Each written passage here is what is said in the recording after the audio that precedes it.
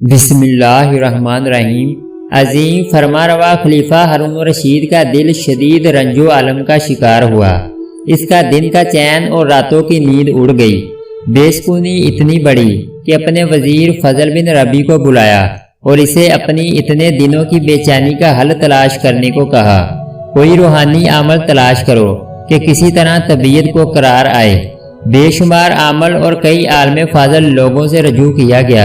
انہوں نے اپنے اپنے علم کے مطابق جان توڑ کوششیں کی، لیکن خلیفہ کی طبیعت کو چین نہ ملا، بلکہ بے چینی کم ہونے کی بجائے بڑھتی گئی۔ آخر وزیر نے گزارش کی کہ ذل الہی اب ایک ہی بزرگ ہستی رہ گئی ہے۔ میرا یقین ہے کہ وہی ہستی آپ کے غم کا مداوا ہوگا۔ ہارون الرشید نے بے تابی سے پوچھا، وہ کون سی ہستی ہے جو میرے لیے باعث رحمت ہو سکتی ہے؟ وزیر نے عاجز سے کہا، وہ صوفی بزرگ ہیں جنہوں نے دنیا کی تمام نعمتوں سے کنارہ کشی اختیار کر لی ہے اور کسی کی جاہ و حشمت کو خاطر میں نہیں لاتے۔ ہارون الرشید نے بے تابی سے کہا، ایسا ہے تو ابھی چلتے ہیں۔ بادشاہ سلامت وزیر کے ہمراہ رات کے اندھیرے میں اپنے محل سے نکل کر فضیل بن عیاض رحمۃ اللہ علیہ کے سادہ سے حجرے میں پہنچ گئے۔ وزیر نے دروازہ کھٹکھٹایا۔ اندر سے ایک کمزور آواز آئی، کون؟ میں ہوں وزیر، اور میرے ساتھ بادشاہ سلامت ہارون الرشید ہیں۔ فضیل بن عیاض رحمۃ اللہ علیہ کو بادشاہ کی آمد کا سن کر افسوس ہوا۔ بادشاہ کی اطاعت کرنے پر مجبور تھے۔ حضرت فضیل بن عیاض رحمۃ اللہ علیہ نے سوچا، بادشاہ وقت خود چل کر میرے غریب خانے تشریف لائے ہیں، ان کی فرمائش سنے بغیر دروازے پر کھڑا رکھنا مناسب نہیں۔ انہوں نے چراغ بجھا دیا اور دروازہ کھول دیا اور خود حجرے کے ایک کونے میں جا کر بیٹھ گئے۔ ان کا طریقہ دنیا کے طریقوں سے یقیناً مختلف تھا۔ لوگ تو آرزو کرتے ہیں کہ کوئی بڑا آدمی صاحب اقتدار ملے تاکہ ان کے اثر و رسوخ میں اضافہ ہو، لیکن فضیل بن عیاض رحمۃ اللہ علیہ بادشاہ وقت کا یوں استقبال کر رہے تھے جیسے ان کے آنے سے انہیں شرمندگی ہو رہی ہو۔ انہیں بادشاہ کے مال و وزراء اور حیثیت سے کیا غرض تھی جو اس سے متاثر ہوتے۔ ہارون الرشید گپ اندھیرے میں اندر داخل ہوا اور فضیل بن عیاض رحمۃ اللہ علیہ کا نام لے کر پکارا۔ جواب خاموشی۔ اندھیرے میں خلیفہ اور وزیر دیواروں کو ٹٹولتے ادھر ادھر ہوئے۔ اچانک ہارون الرشید کا ہاتھ حضرت فضیل بن عیاض رحمۃ اللہ علیہ کے سر پر جا لگا۔ اس نے کہا، یا حضرت۔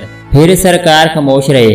البتہ اتنا ہوا کہ فضیل بن عیاض رحمۃ اللہ علیہ نے اپنا ہاتھ خلیفہ کے ہاتھ میں دیا۔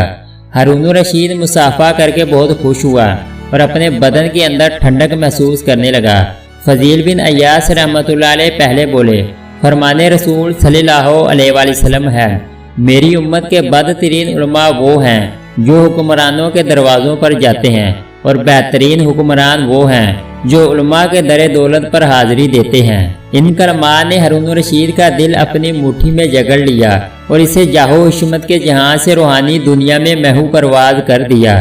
پھر فضیل بن عیاض رحمۃ اللہ علیہ بولے، ہارون الرشید تیرا ہاتھ کتنا نرم و نازک ہے، کاش یہ جہنم کی آگ سے بچ جائے۔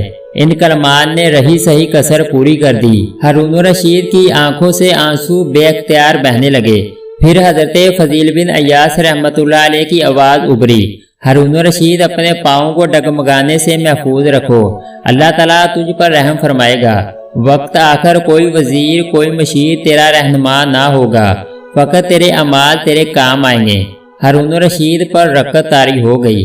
وزیر نے جب یہ حال دیکھا تو خوفزدہ ہو گیا اور کانپتے ہوئے بولا، سرکار نرمی فرمائیں، ان کے حال پر ترس کھائیں، دیکھیں ان کی حالت کیا ہو رہی ہے۔ فضیل بن عیاض رحمۃ اللہ علیہ نے اب وزیر کی طرف رخ کیا اور بولے، تم اور تمہارے ساتھی دربار میں ایسے حالات بناتے ہو کہ یہ گناہ پر گناہ کرتا جائے۔ کبھی تم لوگوں نے اسے کسی غیر شرعی فعل سے ٹوکا ہے؟ تم ایسا کر بھی کیسے سکتے ہو؟ تمہیں تمہاری وزارت عزیز ہے۔ فضیل بن عیاض رحمۃ اللہ علیہ دوبارہ ہارون الرشید کی طرف متوجہ ہوئے۔ اے حسین چہرے والے! ہارون الرشید کا رنگ گورا اور نقوش دل آویز تھے۔ قیامت کے دن اللہ تعالیٰ تجھ سے اپنی مخلوق کے بارے میں پوچھے گا۔ اگر تو اپنے چہرے کو آگ سے بچانا چاہتا ہے تو بچا لے، تو ہرگز دیر نہ کر۔ کل کس نے دیکھا ہے تیرے دل میں رایا کہ کسی فرد کے لیے بھی بے انصافی، کدورت یا بغض ہے تو فوراً اپنی اصلاح کر لے۔ हारून रशीद ने वक्त रुखसत हज़ारों दिनार हदिया देने की कोशिश की। फजील बिन अय्यास रहमतुल्लाह अलैह ये हदिया कबूल करने को कतई तैयार ना हुए और फरमाने लगे, हुक्मरानों के तहाइफ रिश्वत होते हैं, इनको कबूल करना किसी तरह जायज़ नहीं। हारून रशीद, मैं तुम्हें नजात का रास्ता बताता हूँ और तुम इसके बदले मुझे मुआवजा देने की कोशिश करते हो, खुदा तुम्हें अक्ल सलीम दे। इसके बाद फजील बिन अय्यास रहमतुल्लाह अलैह ने चुप साध ली और एक लफ्ज भी मुंह से ना निकाला। अब बादशाह और वजीर ने समझ लिया कि इस रुखसत पर हमें चलना चाहिए। वो चले तो आए, मगर दरवेश बाबा की बातें इनके दिलों में जगह कर गई थी। हारून रशीद ने अपने दिल में इनके लिए अनोखी मोहब्बत महसूस की, जिसने इसके ईमान और यकीन को जला बख्शी। आज की नशिस्त ने इसकी जिंदगी का दायरा बदल दिया था।